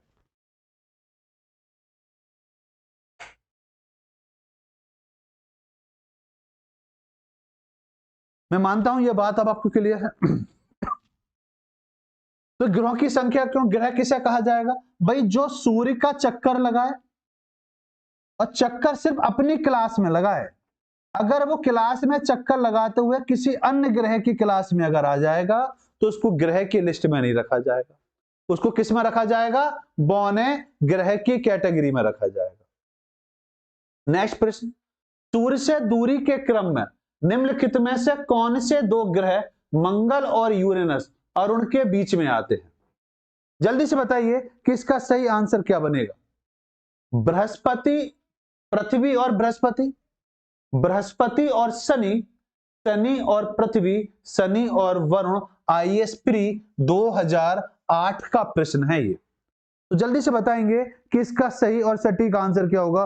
कुलदीप दीप सिंह, बिल्कुल सही आंसर था आपका, बहुत बढ़िया बेटा। तो जल्दी से आंसर दीजिए कि इस प्रश्न का आंसर क्या होगा जी, जल्दी से। क्वेश्चन नंबर आपके सामने 9 का देखते हैं कि सबसे पहले सही आंसर किस बच्चे का आता है। देखिए, सूर्य से दूरी के क्रम में निम्नलिखित में से कौन से दो ग्रह मंगल और यूरेनस के बाद आते हैं? तो यहां पर अगर हम देखेंगे तो सही ऑप्शन जो होगा बृहस्पति और शनि होगा। बिल्कुल बिल्कुल सही आंसर। अब जरा समझ लो, कंडीशन को समझ लो। सूर्य से दूरी के क्रम के स्थान पर देखें तो सबसे पहले आपका कौन सा आता है? बुध 15.8 करोड़ किलोमीटर की दूरी पर। जबकि शुक्र की बात करें तो 10.8 करोड़ किलोमीटर की दूरी पर। ये सभी डिस्टेंस जो लिखी हुई हैं ये सभी की सभी औसत डिस्टेंस हैं, औसत दूरी हैं। पृथ्वी की बात करें तो 14.96 करोड़ किलोमीटर है, जिसको 98 लिखना। मंगल की बात करें तो 22.79 करोड़ किलोमीटर है। बृहस्पति की बात करें तो 77.83 करोड़ किलोमीटर। शनि की बात करें तो 143.4 करोड़ किलोमीटर। अरुण की बात करेंगे तो 287.3 करोड़ किलोमीटर। जबकि वरुण की बात करेंगे आपके तो 449.9 करोड़ किलोमीटर। ये आपके डिस्टेंस है। तो इस डिस्टेंस के आधार पर देखेंगे तो सही आंसर जो आपका आएगा मंगल और यूरेनस के मध्य जो आता है बृहस्पति और शनि ग्रह अवस्थित। चलिए अगले प्रश्न पर आते हैं। अगला प्रश्न कह रहा है, यह किसने सर्वप्रथम प्रतिपादित किया कि सूर्य हमारे सौर मंडल का केंद्र है और पृथ्वी उसकी परिक्रमा करती है? और यह क्वेश्चन कितनी बार आया है, इसकी चर्चा तो पिछली क्लास में मैं आपके साथ कर चुका हूं। देखते हैं कौन इसका आंसर देगा। मध्य प्रदेश PCS प्री 1995, फिर 1998 में पूछा गया।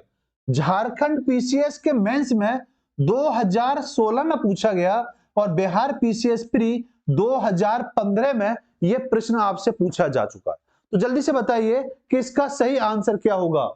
न्यूटन होगा, गैलीलियो होगा, पांडनी होगा या कॉपरनिकस होगा? जल्दी से बताइए कि इसका सही आंसर क्या होगा? कॉपरनिकस। बहुत बढ़िया बेटा, बिल्कुल सही आंसर दिया, कॉपरनिकस होगा इसका बिल्कुल राइट आंसर। बहुत सही। देखो कॉपरनिकस ने क्या बताया। कॉपरनिकस ने सर्वप्रथम प्रतिपादित किया कि सूर्य हमारे सौर मंडल का केंद्र है और पृथ्वी उसकी परिक्रमा करती है। जबकि 1000 वर्ष पहले भारत के खगोलविद थे 12 मिहिर ने यह प्रतिपादित किया था पृथ्वी सूर्य की तथा चंद्रमा पृथ्वी की परिक्रमा करता है। यह बात हमारे भारतीयों ने 1000 वर्ष पहले ही बता दी थी। 12 मिहिर सूर्य सिद्धांत जो 6ठी शताब्दी में त्रिकोणमिति का विवरण दिया गया था, जहां पर इस बात को स्पष्ट किया गया। अगले प्रश्न पर आते हैं और अगला प्रश्न है, एक खगोलीय एकक औसत दूरी क्या है? एक खगोलीय एकक औसत दूरी क्या है? झारखंड पीसीएस प्री 2011 का प्रश्न है ये। तो जल्दी से बताएंगे कि इसका सही आंसर क्या होगा। ऑप्शन आपके सामने, पृथ्वी और सूर्य के बीच की, पृथ्वी और चंद्रमा के बीच की, बृहस्पति और सूर्य के बीच की, या प्लेटो और सूर्य के बीच की। तो कौन सा ऑप्शन सही बैठेगा? जल्दी से बताएंगे कि इसका सही और सटीक आंसर क्या? एक खगोलीय एकक औसत दूरी क्या है? एक खगोलीय औसत दूरी, तो एक खगोलीय औसत दूरी की अगर हम बात करेंगे तो पृथ्वी और सूर्य के बीच की जो डिस्टेंस है, जिसको हम 15 करोड़ किलोमीटर या 14.96 या 98 करोड़ किलोमीटर के नाम से जानते हैं।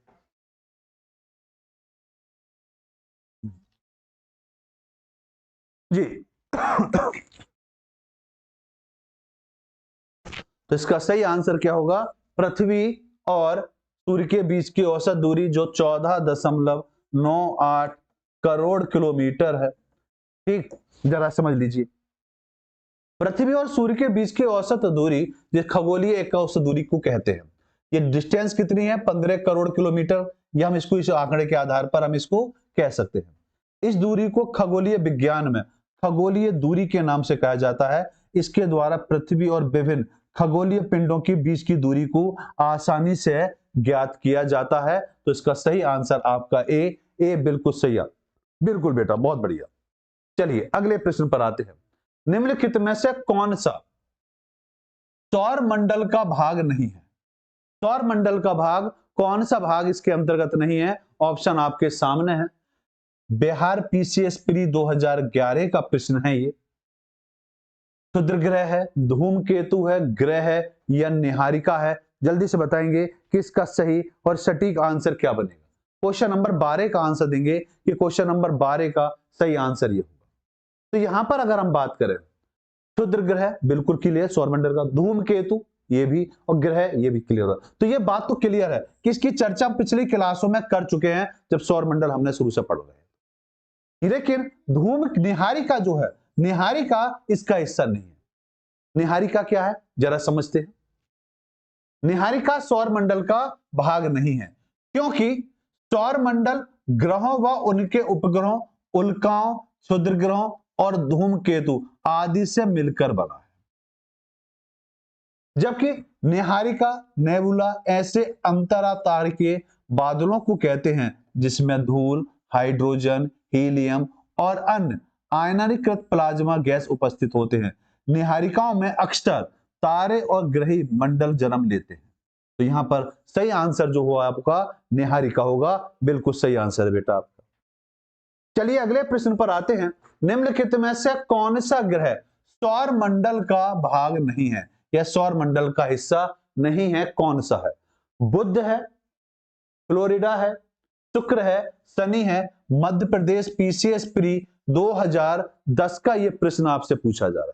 तो जल्दी से बताएंगे कि इसका सही आंसर क्या होगा। क्वेश्चन नंबर आपके सामने है 13 का दीजिए आंसर। क्वेश्चन नंबर डालकर जवाब देंगे कि इसका सही और सटीक आंसर क्या होगा। जी जल्दी से आंसर देंगे कि इसका सही और सटीक आंसर। 13 का आंसर आया आपका बिल्कुल सही आंसर बेटा, बिल्कुल। तो यहां पर आंसर फ्लोरिडा। फ्लोरिडा जो है यह सौर मंडल का भाग नहीं है। ठीक, फ्लोरिडा क्या है भाई? फ्लोरिडा अमेरिका का एक प्रांत है। ये अमेरिका का क्या है? प्रांत है। अब प्रांत को ग्रह सौर मंडल में कैसे जोड़ देंगे? तो ये बात क्लियर हो गई कि वहां पर फ्लोरिडा सौर मंडल का ग्रह नहीं है, ये फ्लोरिडा अमेरिका का एक प्रांत है जहां कृत्रिम उपग्रहों का प्रक्षेपण किया जाता है। फ्लोरिडा प्रांत अमेरिका के दक्षिणी भाग में स्थित। मानता हूं ये बात अब आपको बिल्कुल स्पष्ट हो गई होगी। चलिए अगले प्रश्न पर आते हैं। ग्रहों के बारे में निम्नलिखित में से कौन सा स्टेटमेंट सही है? यूपी पीसीएस प्री 1992 का यह प्रश्न आपसे पूछा जा रहा है। ये प्रकाशहीन होते हैं किंतु चमकते नहीं हैं। ये अप्रकाशवान होते हुए भी चमकते हैं।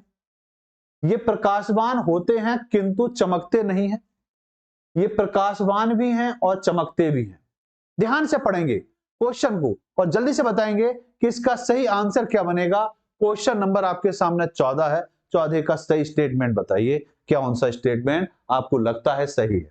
जी बहुत बढ़िया बेटा, जल्दी से आंसर देंगे। 1992 पीसीएस प्री का प्रश्न है और आपको अगर ये पीडीएफ चाहिए जो मैं आपको पढ़ा रहा हूं तो इसके लिए आपको ये बुक मार्केट से परचेस करनी पड़ेगी और इसमें कंप्लीट चैप्टर वाइज सभी क्वेश्चन आपको मिले हुए हैं। विगत वर्ष के जितने भी एग्जाम अभी तक हुए हैं, 2023 तक के जितने भी प्रश्न आईएएस पीसीएस स्टेट के जितने भी एग्जाम हुए हैं वो सभी प्रश्न आपको इस बुक के अंदर मिलेंगे विद व्याख्या के साथ। तो चलिए बताइए इसका सही आंसर क्या होगा।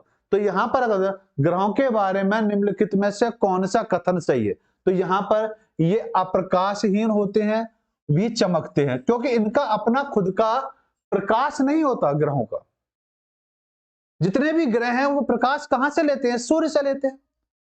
तो यहां बिल्कुल क्लियर होता है 14 का बी बिल्कुल सही आंसर है दीप सिंह आपका। बहुत बढ़िया बेटा। क्यों? क्योंकि इनका अपना कोई प्रकाश नहीं होता है। देखिए समझ लिए, ब्रह्मांड में 8 ग्रह विद्यमान है जो सूर्य के चारों ओर चक्कर लगाते हैं। ये सभी अप्रकाशवान होते हुए भी चमकते हैं। ग्रहों के पास अपना कोई प्रकाश नहीं होता, फिर भी ये सूर्य के प्रकाश से चमकते हैं। सूर्य से दूरी के आधार पर ग्रहों को 2 भागों में विभाजित किया जाता है। इसमें आंतरिक ग्रह कौन कौन से हैं? बुध, शुक्र, पृथ्वी और मंगल। जबकि बाह्य ग्रहों में बृहस्पति, शनि, यूरेनस और नेपच्यून इसके अंतर्गत आते हैं। विभाजित किया गया है। शुक्र को सबसे अधिक चमकीला ग्रह कहा जाता है क्योंकि इसमें CO2 की मात्रा सबसे ज्यादा पाई जाती है। तो यह सही आंसर होगा आपका बी, क्योंकि किसी भी ग्रह का अपना कोई प्रकाश नहीं होता। लेकिन एक क्वेश्चन फिर भी बनता है कि एक ग्रह है बृहस्पति। बृहस्पति को ध्यान से समझेंगे। मैंने पहले ही बताया कि बृहस्पति जो है वो ग्रह भी है और तारे, दोनों ही कैटेगरी में आता है क्योंकि उसका अपना खुद का प्रकाश है। यहां बात को समझने की आपको जरूरत है। चलिए अगले प्रश्न पर आते हैं। गोल्डीलॉक्स जोन शब्द निम्नलिखित में से किसके संदर्भ में अक्सर समाचारों में देखा जाता है? आईएएस प्री 2015 का यह प्रश्न है। भूपृष्ठ के ऊपर निवास योग्य मंडल की सीमाएं हैं। पृथ्वी के अंदर का वह क्षेत्र जिसमें सेल गैस उपलब्ध है। बाह्य अंतरिक्ष में पृथ्वी जैसे ग्रहों की खोज या मूल्यवान धातुओं से युक्त उल्का पिंडों की खोज। तो कौन सा स्टेटमेंट यहां सही बैठेगा? जल्दी से बताएंगे किसका सही और सटीक आंसर ये रहेगा। जल्दी से आंसर दें कि क्वेश्चन नंबर आपका 15 का सही आंसर क्या होगा। जल्दी से आंसर दीजिए जी। बहुत बढ़िया। तो क्वेश्चन नंबर 15 बिल्कुल। देखिए बात कुछ समझे। गोल्डीलॉक्स जोन शब्द जो है, जो अक्सर आप समाचार शब्दों में चर्चा करेंगे, 2015 में इसकी काफी विस्तार से चर्चा की गई थी। तो ये बाह्य अंतरिक्ष में पृथ्वी जैसे ग्रहों की खोज के लिए इस शब्द का प्रयोग किया गया, जो अक्सर समाचारों में उस दौर में चलना शुरू हुआ था। बिल्कुल सही आंसर 15 का आंसर होगा सी। गोल्डीलॉक्स जोन शब्द बाह्य अंतरिक्ष में पृथ्वी जैसे ग्रहों की खोज के संदर्भ में अक्सर समाचारों में देखा जाता रहा है 2015 के आसपास। गोल्डीलॉक्स जोन तारों के आसपास एक ऐसा क्षेत्र होता है जहां पर परिक्रमा करने वाले ग्रह की सतह पर तरल पानी पाया जाता है। तो देखिए बात को जरा समझेंगे। वैज्ञानिक खोज के माध्यम से अनेक ऐसे छोटे ग्रहों की खोज की गई है जहां जीवन संभव है। यह अंतरिक्ष का वह क्षेत्र होता है जिसमें कोई भी ग्रह अपने घरेलू तारे से उतनी ही दूरी पर होता है जिससे उसका धरातल ना हो, ना तो अधिक गर्म होता है और ना ही अधिक शीतल होता है। इसी कारण जल का अस्तित्व बना रहता है जो कि जीवन की मूलभूत आवश्यकता है। भाई मानव को जीवित रहने के लिए सबसे पहली प्राथमिकता जो है वो क्या है, जल की है। तो बिल्कुल यहां सही आंसर जो निकला वो आपका सी निकला। सौर मंडल से संबंधित निम्नलिखित कथनों में से कौन सा कथन सही है? छत्तीसगढ़ पीसीएस प्री 2020 और 2021 में यह प्रश्न आपसे पूछा गया है, तो जल्दी से बताएंगे कि इसका सही आंसर क्या होगा। बिल्कुल आपका आंसर सही है बेटा। बुध ग्रह सौर मंडल का सबसे गर्म ग्रह है, पहली बात। शनि का उपग्रह गैनीमीडा सौर मंडल का सबसे बड़ा उपग्रह है। नेपच्यून उपशून्य तापमान वाले मीथेन गैसों के वेलों से घिरे रहता है। फोबोस और डोमोस मंगल के 2 उपग्रह हैं। तो जल्दी से बताइए कि इसका सही आंसर क्या होगा। क्वेश्चन नंबर आपके सामने 16 का दीजिए सही और सटीक आंसर क्या रहेगा। तो देखिए बात को एक एक बात को जरा समझेंगे। बुध ग्रह सौर मंडल का सबसे गर्म ग्रह है ना, ये सबसे गर्म नहीं। पहली बात तो यही गलत होती है कि पूछ रहा सही कौन सा है, तो पहला तो गलत हो गया। बिल्कुल बात क्लियर होगी। दूसरी बात, शनि का उपग्रह गैनीमीडा सौर मंडल का सबसे बड़ा उपग्रह है ना जी, शनि का नहीं है। किसका था? बृहस्पति का था, अभी चर्चा हमने करी थी।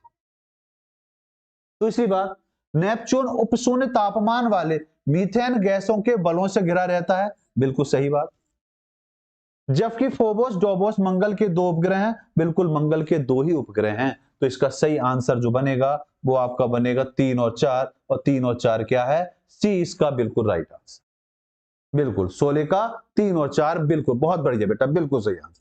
जरा समझ लीजिए सौर मंडल के संबंध में, नेपच्यून उपशून्य तापमान वाली मीथेन गैसों के वलय से घिरा रहता है। मीथेन गैसों की बर्फ के कारण खगोलविद इस ग्रह को बर्फीले जैसे दानव की श्रेणी में भी रखते हैं। डेमोस और फोबोस मंगल ग्रह के 2 प्राकृतिक उपग्रह हैं। इन उपग्रहों की खोज की अगर हम बात करें तो 1877 ईस्वी में की गई थी, आसफॉल द्वारा की गई थी। जबकि 1 और 2 स्टेटमेंट जो दिए गए हैं वो गलत हैं, क्योंकि सौर मंडल का सबसे गर्म ग्रह कौन सा बुध नहीं है बल्कि शुक्र है, क्योंकि इसमें CO2 की मात्रा सबसे ज्यादा पाई जाती है। और सौर मंडल का सबसे बड़ा उपग्रह गैनीमीडा शनि का नहीं बल्कि बृहस्पति का उपग्रह है। मैं मानता हूं अब बात बिल्कुल क्लियर है। अगले प्रश्न पर आते हैं। निम्नलिखित ग्रहों के आकार के अनुसार घटते क्रम में लगाना है इनको, और नीचे दिए गए कूट का सही उत्तर का चयन करना है। इनको घटते क्रम में लगाते हुए बताइए। बृहस्पति, यूरेनस, पृथ्वी और शनि। थोड़ी देर पहले मैंने आपको इसकी डिस्टेंस भी बताई थी। अगर वो डिस्टेंस आपको याद है तो जल्दी से बताइए कि इसका सही और सटीक आंसर क्या होगा। जल्दी से, बेहतरीन आंसर क्या है इसका, जल्दी से बताएं कि इसका सही और सटीक आंसर क्या होगा। ठीक, और ध्यान से समझें, इस तरह के प्रश्नों की पीडीएफ, अगर इन क्वेश्चनों की पीडीएफ आपको चाहिए कि सर पिछला क्वेश्चन जो था उसके हमें इंपॉर्टेंट चीजें थी जो हमें नोट करनी चाहिए थी, तो नोट करने की कोई आवश्यकता नहीं है। ये बुक आपको मार्केट में मिल जाएगी, वहां से आप इसको परचेस करिए। और जितना मैं आपको यहाँ पढ़ा रहा हूं वो सभी बिंदु आपको इस बुक के अंतर्गत मिल जाएंगे। और सबसे अच्छी बात, चैप्टर वाइज इसमें सब चीजें दी गई हैं, टॉपिक वाइज दी गई हैं, विद व्याख्या के साथ दिया गया। तो जरा बताइए इसका सही आंसर क्या होगा। 1 4 3 2, मतलब 1 का मतलब हो गया बृहस्पति। घटते क्रम में लगाना है, किस क्रम में लगाना है? घटते क्रम में लगाना है। 18 का आंसर आया 4 1 3 2। 18 का आंसर आया 4 1 3 2 जी, 4 1 3 2, 18 का डी। देखते हैं भाई, घटते क्रम में लगाइए। नीचे दिए कूटों का आंसर किस लगाना है? घटते क्रम में। बिल्कुल सही आंसर इसका 4 1 3 2, 4 1 3 2, ये इसका सही आंसर।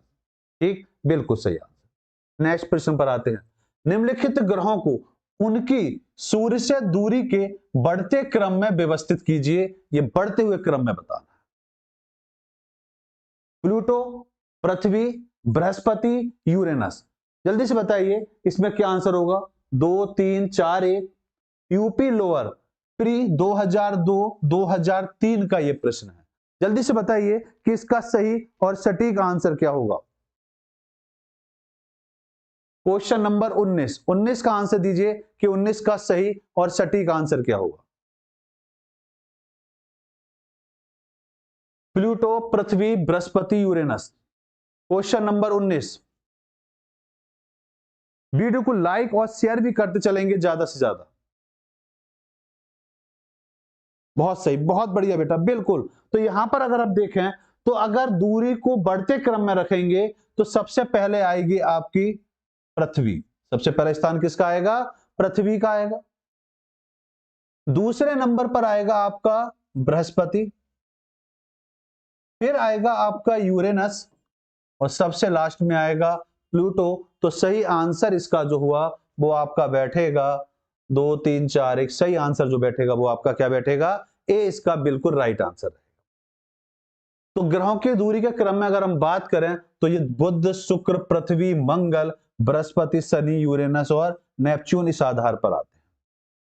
नेक्स्ट प्रश्न। सूर्य तथा पृथ्वी के मध्य ग्रह, सूर्य तथा पृथ्वी के मध्य जो ग्रह हैं, मंगल और बुध आएंगे क्या?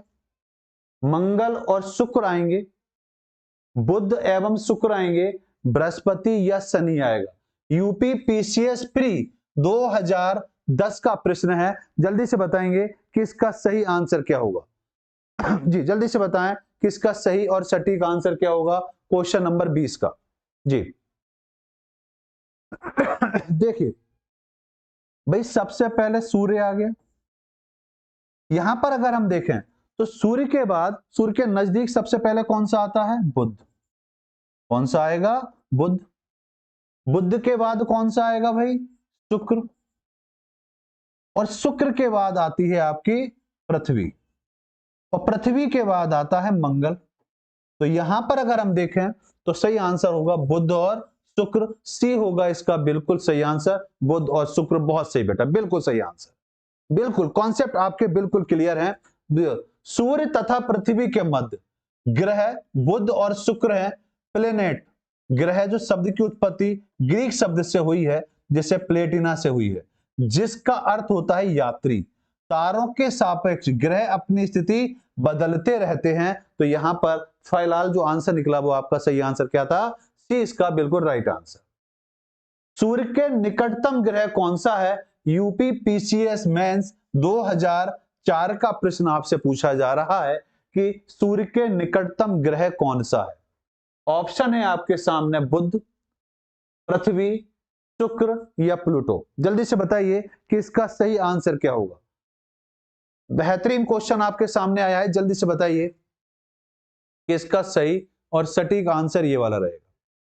जी तो देखिए, सूर्य के निकटतम ग्रह की बात करेंगे तो वो कौन सा है? बुध जो है सूर्य के सबसे निकटतम है। ठीक है, पीछे 58 मिलियन किलोमीटर की दूरी है और ये परिक्रमा जो लगाता है वो कितने समय में लगा लेता है? 88 दिनों में ये अपनी पूरी एक परिक्रमा लगा लेता है। तो सूर्य के निकटतम ग्रह जो वो आपका बुध है, सूर्य से इसकी दूरी 58 मिलियन किलोमीटर है। यह सौर मंडल का सबसे छोटा ग्रह है और इसका आकार द्रव्यमान लगभग चंद्रमा के बराबर है। देखिए एक पॉइंट आपको और मिला कि इसका द्रव्यमान लगभग किसके बराबर है? चंद्रमा के, और आकार भी लगभग इसके चंद्रमा के बराबर। और सूर्य की परिक्रमा करने में ये कितना समय लगा लेता है? 88 दिन का समय लगा लेता है। तो इसका सही आंसर जो बना आपका वो बनेगा आपका ए। अगला प्रश्न आता है कि बुध ग्रह सूर्य के चारों ओर दीर्घवृत्तीय कक्षा में परिक्रमा कर रहा है, जैसा कि आकृति में दर्शाया गया है। जिस बिंदु पर बुध की गति ऊर्जा अधिकतम होगी वह चिन्हित किया गया है। आईएएस प्री 1997 का यह प्रश्न है। अब आपको बताना है ए से है, बी से है, सी से है या आपका डी से है। तो सही आंसर क्या है इसका? जल्दी से बताएंगे कि सर इसका सही और सटीक आंसर ये रहेगा।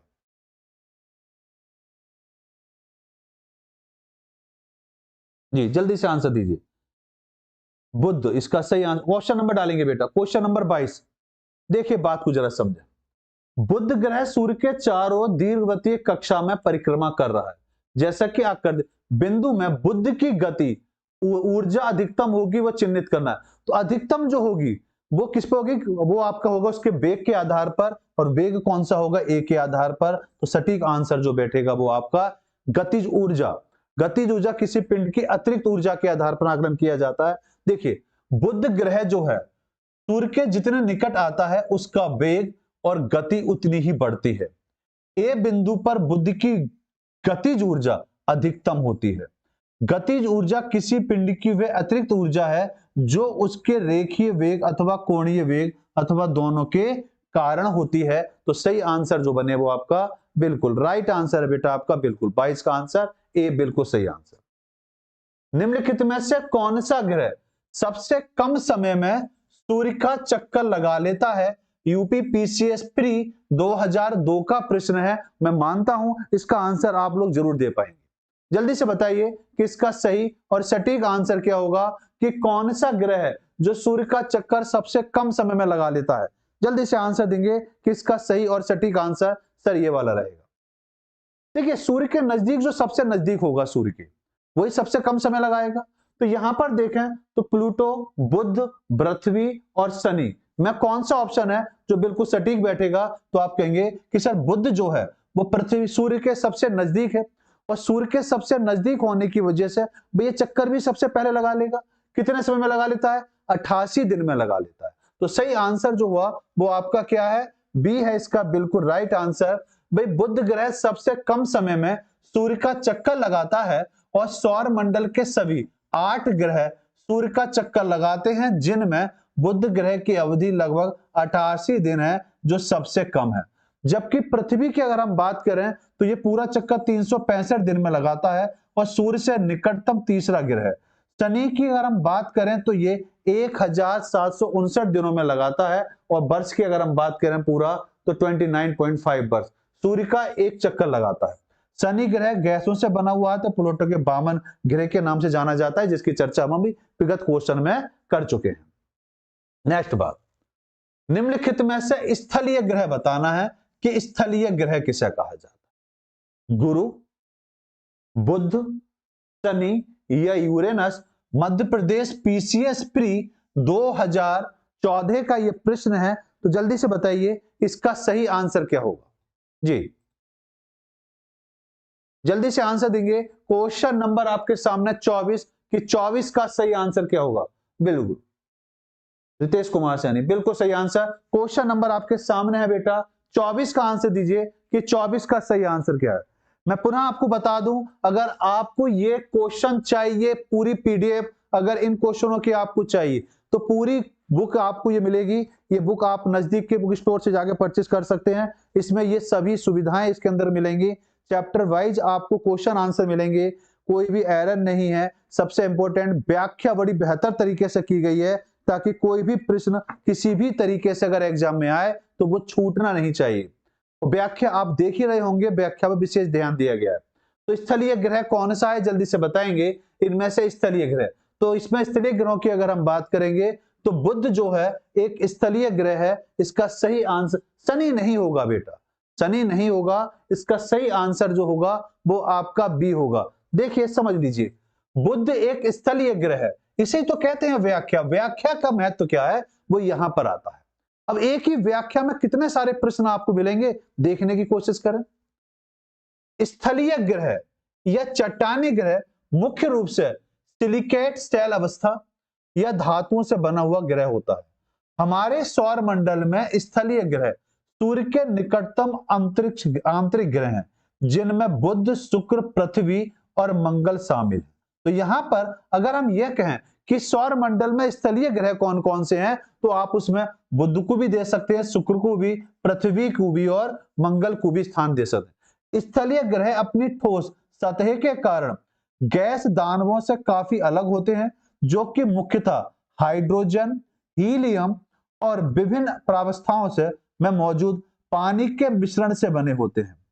लगभग सभी स्थलीय ग्रहों की संरचना एक जैसी होती है, जैसे लोहे का बना हुआ एक केंद्रीय धात्विक धन तत्व जिसके चारों सिलिकेट आवरण होता है। तो मेन बात यह है कि जो आपके आंतरिक ग्रह हैं ये ठोस हैं और ठोस होने की वजह से इनको हम क्या बोलते हैं, सौर मंडल के स्थलीय ग्रह बोलते हैं। और यहां पर बुध, शुक्र, पृथ्वी और मंगल को प्राथमिक स्थान दिया जाएगा। बिल्कुल। नेक्स्ट प्रश्न आपके सामने आ रहा है, ग्रह जिसका कोई उपग्रह नहीं है। यूपीपीसीएस मेंस 2016 का यह प्रश्न है। देखते हैं इसका आंसर कौन सा बच्चा देगा। बहुत बढ़िया बेटा, जल्दी से आंसर देंगे कि इसका सही और सटीक आंसर क्या होगा, कि कौन सा ग्रह है जिसका कोई भी उपग्रह नहीं है। जी तनु जी, बिल्कुल, बहुत बढ़िया बेटा, जल्दी से बताइए तनु कि क्वेश्चन नंबर आपके सामने जो 25 आया, 25 का सही आंसर दीजिए कि इसका सही और सटीक आंसर क्या होगा। जी तो देखिए, अगर हम बात करें कि जिसका कोई भी उपग्रह नहीं है, तो अभी शुरुआत में जब हमने क्लास की शुरुआत की थी तो वहां पर हमने पहले चैप्टर को समझा कि सौर मंडल से क्या क्या प्रश्न बन सकते हैं और उससे रिलेटेड महत्वपूर्ण बिंदु कौन कौन से हैं। वहां पर जब हमने चर्चा की थी तो बिल्कुल क्लियर आपने आंसर दिया कि सर बुध ग्रह होगा। मैं भी आपके साथ हूं कि बुध ग्रह ही होगा, इसका अपना कोई भी अपना उपग्रह नहीं है। अब जरा समझ लीजिए कैसे। सौर मंडलों में बुध का अपना कोई उपग्रह नहीं है क्योंकि यह सबसे छोटा ग्रह है। सूर्य के निकटता के कारण बुध का वायुमंडल का अभाव होता है। इसकी अक्षीय अवधि की बात करें तो 58.65 दिन है। इस ग्रह के अध्ययन हेतु मेरियन 10 वर्ष 1973 में, मैसेंजर वर्ष 2004 में अंतरिक्ष यान प्रक्षेपित किया गया था। तो यहां पर जो सही आंसर हुआ वो आपका क्या है, बी होगा, बिल्कुल सही आंसर। चलिए नेक्स्ट प्रश्न पर आते हैं। हमारे सौर मंडल के निम्नलिखित में से किस ग्रह का द्रव्यमान न्यूनतम है। यहां ध्यान से समझेंगे, बात की जा रही है द्रव्यमान की कि किसका द्रव्यमान न्यूनतम या कम है। ऑप्शन है आपके सामने वरुण, बृहस्पति, मंगल और बुध। और बिहार पीसीएस प्री 2008 का प्रश्न है कि ये वाला प्रश्न आपको बताना है कि इसका सही आंसर क्या होगा। जल्दी से बताइए कि इसका सटीक और सही आंसर क्या होगा। तनु, दीप सिंह, जल्दी से आंसर देंगे बेटा कि इस क्वेश्चन का सटीक आंसर क्या है। जी देखिए, हमारे सौर मंडल में बात करें जिसके द्रव्यमान की अगर हम बात करेंगे, द्रव्यमान न्यूनतम जो होगा तो द्रव्यमान किसका न्यूनतम होगा, बुध का होगा। आप देख रहे होंगे एक ही बिंदु को हमने पकड़ा है और एक ही बिंदु को लेकर कितने तरीके से प्रश्न विगत वर्ष में पूछे गए हैं, उनको एक एक बिंदु के तहत आपके सामने लेकर आया जा रहा है। और दूसरी बात, फिर आप ये भी देख रहे होंगे कि उसकी व्याख्या पर ध्यान दे रहे होंगे। व्याख्या को अगर देख रहे होंगे तो व्याख्या बिल्कुल स्पष्ट हो रही है कि हर व्याख्या में कुछ ना कुछ आपको नया बिंदु मिल रहा है। विगत वर्ष के क्वेश्चनों को पढ़ने का फायदा क्या होता है यहां आपको दिख रहा होगा। तो बिल्कुल प्रश्न पर आते हैं। हमारे सौर मंडल में सबसे कम द्रव्यमान बुध ग्रह का है, जिसका ग्रह आकार जितना छोटा होता है उसका द्रव्यमान उतना ही न्यूनतम होता है। तो बात क्लियर हो गई। आकार के आकलन के आधार पर हम किसी के द्रव्यमान का आकलन कर सकते हैं।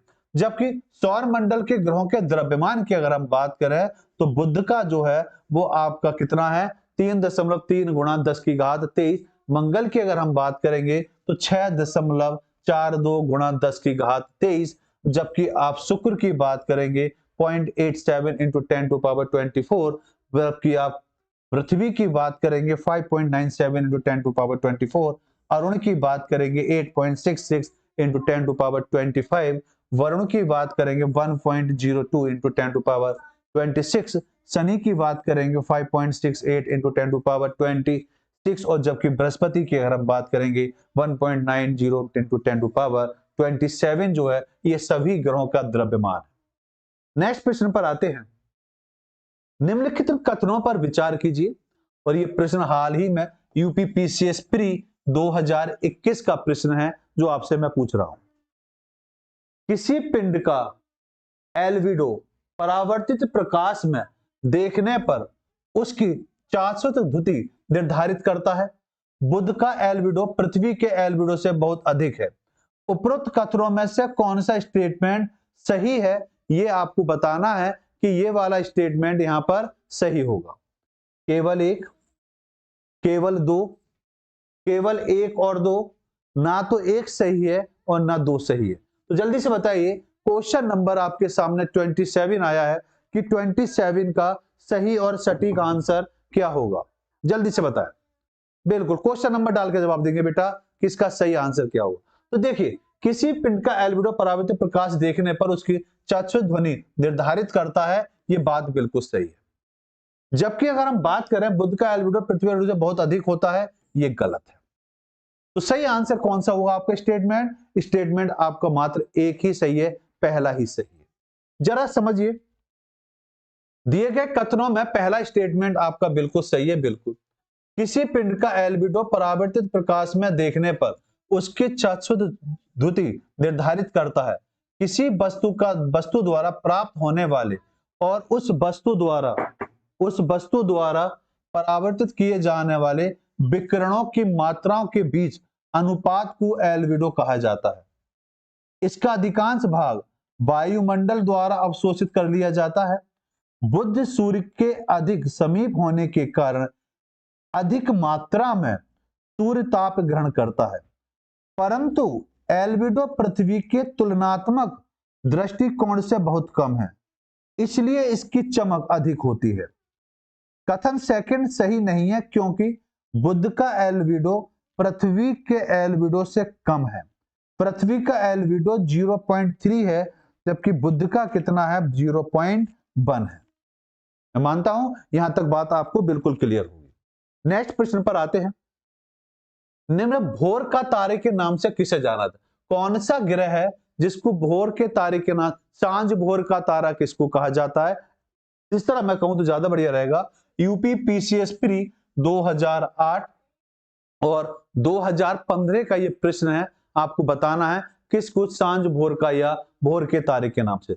यहां पर अगर मैं बात करूं तो एक बात और भी कह सकता हूं कि किसे हम ये कहें कि कौन सा ग्रह है जिसे पृथ्वी की जुड़वा बहन के नाम से जाना जाता है, तो वही आंसर इसका होगा। तो सही आंसर होगा आपका शुक्र होगा आपका बिल्कुल सही आंसर, कि शुक्र ग्रह जो है इसको सांझ भोर के तारे के नाम से या पृथ्वी की जुड़वा बहन के नाम से इसको जाना जाता है, कि शुक्र को भोर के तारे के नाम से भी जाना जाता है और सांझ के तारे के नाम से भी इसको हम जानते हैं। शुक्र सूर्य से दूसरा निकटतम ग्रह है और रात्रि में आकार में सबसे चमकीला प्राकृतिक समान आकार तथा द्रव्यमान के कारण पृथ्वी की बहन के रूप में भी इसको हम जानते हैं। तो इसका सही आंसर होगा शुक्र, बिल्कुल सही आंसर है बेटा। नेक्स्ट प्रश्न पर आते हैं। सौर मंडल का सर्वाधिक गर्म ग्रह कौन सा? भाई सबसे गर्म ग्रह कौन सा ग्रह होगा? वही ग्रह होगा जिसके आपके साथ मैंने चर्चा करी थी कि जिसमें कार्बन डाइऑक्साइड की मात्रा सबसे ज्यादा होगी। तो जहां कार्बन डाइऑक्साइड की अगर हम बात करते हैं तो कार्बन डाइऑक्साइड के आधार पर शुक्र ग्रह आपका आता है जिसमें कार्बन डाइऑक्साइड की मात्रा सर्वाधिक होती है। यहां पर अगर देखें तो बिहार पीसीएस प्री 1996 में यह प्रश्न आपसे पूछा गया है। देखिए समझ लीजिए, सौर मंडल में सर्वाधिक गर्म ग्रह शुक्र ग्रह है। इसका औसत टेम्परेचर 464 डिग्री सेल्सियस है और सौर मंडल का सबसे अधिक तापमान वाला ग्रह है जिसका ताप प्लस में 475 सेंटीग्रेड है। सूर्य के प्रकाश को परावर्तित करने की क्षमता होने के कारण शुक्र सौर मंडल का सबसे चमकीला ग्रह है और शुक्र के वातावरण में ग्रीन हाउस गैसों की अधिक मात्रा की उपस्थिति के कारण इसका तापमान हमेशा अधिक बना रहता है और CO2 की मात्रा भी एक मेन बिंदु है। नेक्स्ट प्रश्न पर आते हैं कि शुक्र परागमन 8 जून 2004 को देखा गया। इससे पूर्व में यह घटना कब घटी? यूपी पीसीएस प्री 2004 का प्रश्न है। जल्दी से बताएंगे कि इसका सही आंसर क्या होगा, जल्दी से बताएं। देखिए 12 वर्ष पूर्व, 105 वर्ष पूर्व, 122 वर्ष पूर्व या 125 वर्ष पूर्व, तो जल्दी से बताएंगे कि इसका सही आंसर। देखो शुक्र पराक्रम 8 जून 2004 को देखा गया था पहले। अगर हम बात करें तो यह घटना कब घटी, तो यह घटना जो घटी आपकी बिल्कुल सही 122 वर्ष पूर्व की यह घटना है। जरा समझ लीजिए इसको आप। शुक्र परागमन 8 जून 2004 को देखा गया था, इससे पूर्व यह घटना 122 वर्ष पूर्व घटी थी। शुक्र परागमन तब होता है जब शुक्र ग्रह सीधे सूर्य और पृथ्वी या कोई अन्य ग्रह के बीच में आ जाता है। पारगमन का मध्य शुक्र ग्रह और सूर्य की मुख्य आकृति पर एक तिल की भांति नजर आता है और यह आर पार खिसकता हुआ दिखाई देता है। शुक्र परागमन, शुक्र का ट्रांजिट की घटना बहुत ही कम घटित होती है। यह शताब्दी में 2 बार ही होती है तथा दोनों ट्रांजिट के बीच 8 वर्ष का समय होता है। 21वीं शताब्दी में यह घटना 2004 और 2012 में घटित हुई थी। तो मैं आशा करूंगा कि आज जो आपके साथ प्रश्नों पर चर्चा करी, आपके लिए इस बुक से रिलेटेड जितने भी बिंदु थे, भारत का भूगोल तथा विश्व के भूगोल, इसमें जितने भी प्रश्न आपके लिए इंपॉर्टेंट हैं, उनकी चर्चा मैं आपके साथ कर रहा हूं।